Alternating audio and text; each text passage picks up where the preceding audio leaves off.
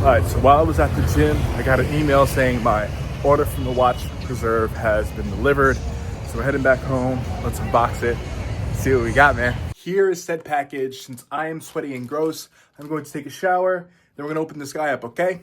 Okay.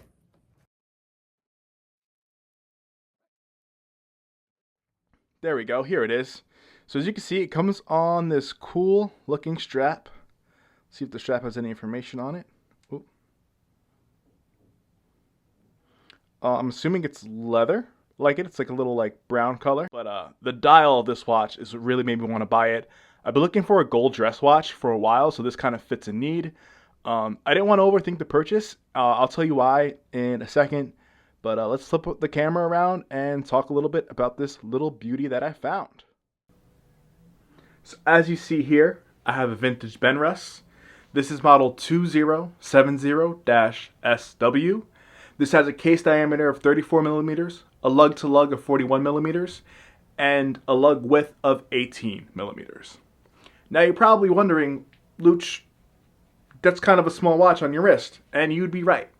A lot of my watches are Orient, Yema, G-Shocks. They're all like big, chunky watches, ranging from 38 millimeters to 42 millimeters.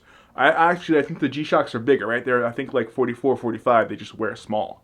The reason why I got this is, one, I've been looking for a gold dress watch. And gold-filled jewelry and accessories usually hold up pretty well. Obviously, we would love solid gold, but we ain't got the budget for it, so we'll settle for this. Two, I really like the strap. Like I said, the dial is very legible. Benrus used to make watches for pilots and military, so you had to have something legible. And at the time, anywhere from 34 to 36 millimeters was just the status quo. That's just what people wore at that time. So I wanted something that was thin, low profile, a little bit smaller.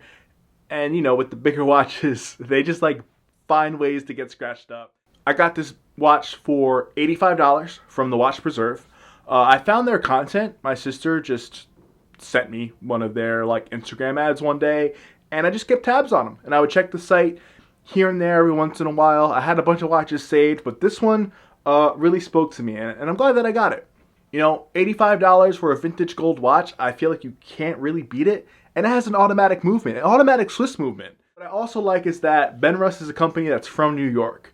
So they would get Swiss movements, they'd bring them to New York, and then they would assemble the watches here, and then, you know, give them or sell them to whoever needed them.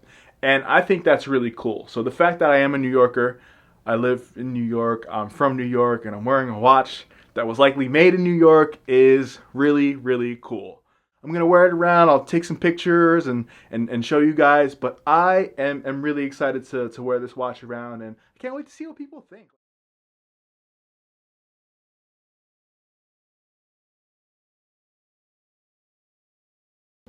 Editing Luch here. I think it was just from my wrist, just being really sweaty and really hot, and wearing the watch around. I noticed some condensation did seep underneath the crystal of the watch. The picture that I'm showing right now, it makes it unclear, so I probably will have to get this serviced in the future. But other than that, this thing is keeping time pretty well, and I like how it suits me, how it's very low profile, low key. Once again, thank y'all for watching, and I'll see y'all next time.